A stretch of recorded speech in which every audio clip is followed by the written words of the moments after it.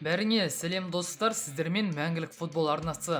Біз сіздермен футбол әлемінің соңғы жаңалықтарымен бөлісуге дайынбыз. Бүгінгі видеоның басты жаңалықтары. Рахим Стерлинг осы жазда Челсиге ауысуға шешім қабылдады. Манчестер Юнайтед Аяксқа 135 миллион еуро төлеуі керек. Милан бірден ПСЖ-ның 3 ойыншысын сатып алғысы келеді. Осы және өзге де футбол жаңалықтары бүгінгі видеода. Достар, бізге қолдау көрсеткіңіз келсе, лайк басып, каналға тіркелсеңіздер жеткілікті. Біз видео шығаруды тоқтатпаймыз. Олай болса, көп созбайық, біз бастаймыз. Итальяндық бақтың хабарлауынша, егер Рассанериге Хаким Зиеш қосылса, Аякси Салеймейкерс сатылуы мүмкін. Қазір Милан мен Марокколық арасында келіссөздер жүріп жатыр.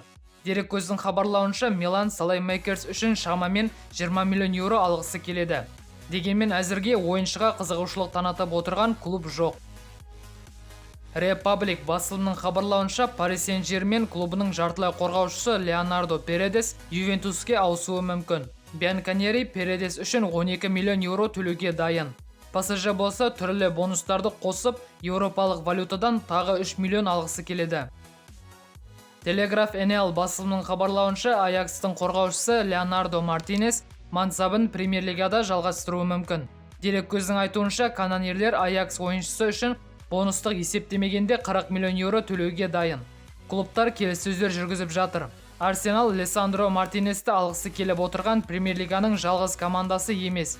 Аргентиналық ойыншыға Аякстың бұрынғы бас бапкері Эрик Тен Хаг басқаратын Манчестер Юнайтедті қызығып отыр.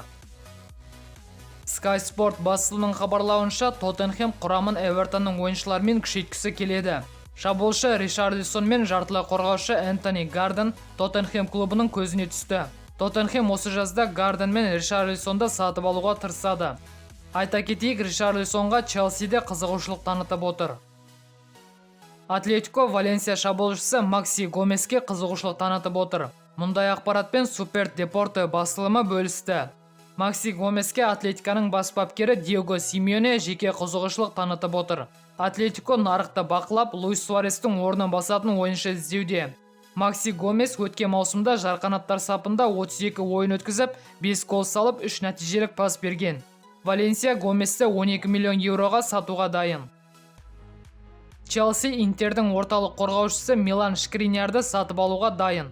Бұл туралы беделді журналист Жан-Лука Ди Марция хабарлады. Көктер Шкриньярдың трансфері туралы ақпаратты сұрап қойды.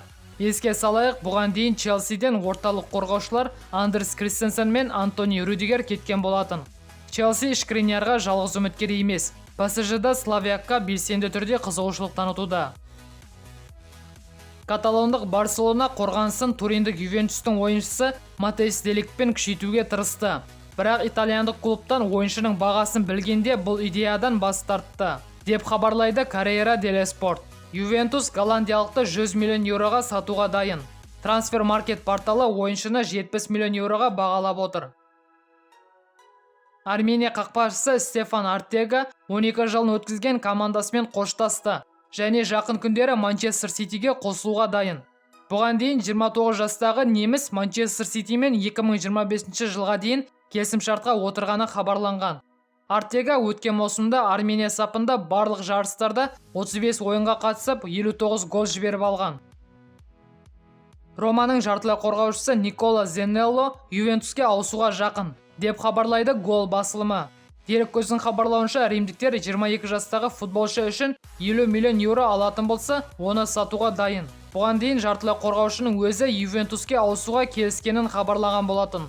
Қазір клубтар келіссөздер жүргізіп жатыр. 2021-2022 маусымда Заньелло Рома сапында 42 матчта 8 гол соғып, 9 нәтижелік пас берген. Трансфер-маркет порталы ойыншының құнын 33 миллион еуроға бағалап отыр. Атлетико Мадрид Тоттенхэм қорғаушысы Джеффет Тангангаға қызығушылық танытып отыр, деп хабарлайды Мунда Депортива басылымы. Дереккөздің хабарлауынша, 23 жастағы ағылшын қазіргі клубында жеткілікті ойын тәжірибесін ала алмағандықтан командасын ауыстыруға дайын. 2021-2022 маусымда Танганга Тоттенхэмнің 19 матчына қатысып, гол соққан жоқ. Трансфер-маркет порталы қорғаушының құнын 12 миллион еуроға бағалап отыр. Галатасарай Романың футболшысы Стефан Эль Шаравиге қызығушылық танытуда, деп хабарлайды Футбол Италия.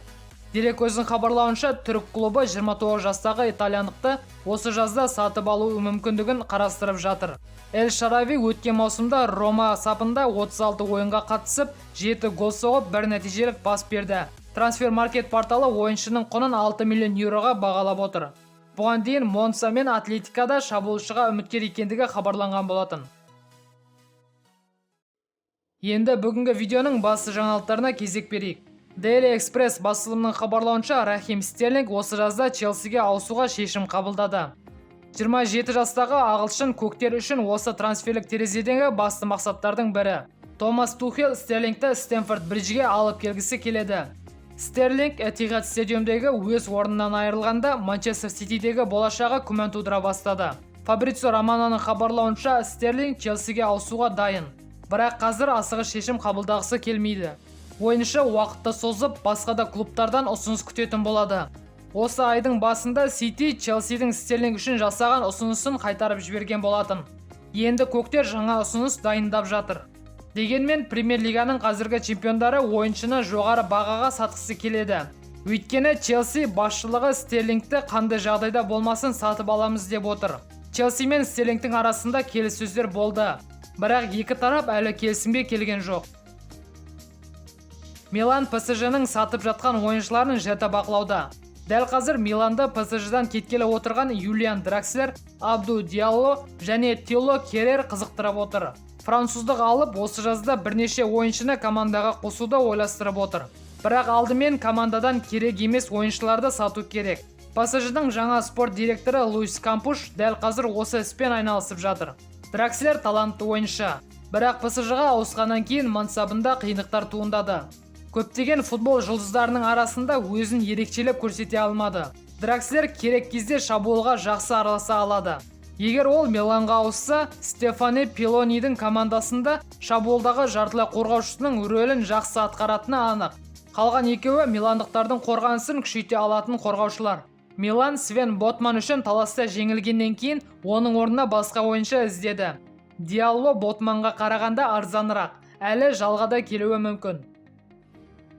Егер Манчестер Юнайтедтің жаңа бас бапкері Эрик Тен Хаг бұрынғы клубы Аякстан Лисандро Мартинес пен Антониді сатып алғысы келсе, кем дегенде 135 миллион еуро төлеуі керек. Манчестер Юнайтед Тен Хагтың бұрынғы шәкірттерімен бірнеше рет байланысқа шыққан. Бірақ дәл қазір MU-мен бірге Мартинес пен Антони үшін лондондық Арсеналда таласуда. The Sun басылымының хабарлауынша, голландиялықтар Мартинес үшін 52 миллион еуро, ал Антони үшін 83 миллион еуро сұрап отыр. Аякс ешқандайда жеңілдіктер жасамайды. Себебі олар MU-дің әлсіз тұстарын көрді. Қызыл сойқандарға Тен Хаг келгеннен кейін ол командаға жас таланттарды жинағысы келеді. Тен Хаг Фрэнки де Йонгты де алғысы келіп отыр. Және Барселонаға голландиялық үшін 70 миллион еуро ұсынған. Каталондықтар бұл сомадан бас тартты. Олар ойыншыны 75-80 миллионға сатқысы келіп отыр. Достар, бүгінгі жаңалықтар осымен тәмам. Видео ұнаса лайк басып, жаңалықтар жайлы өз ойларыңызды комментте қалдыруды ұмытпайық. Және арнаға тіркеліп жатқандарыңыз үшін көп рахмет. Ал біз қоштаспаймыз, келесі видеода кездескенше аман сау болыңыз.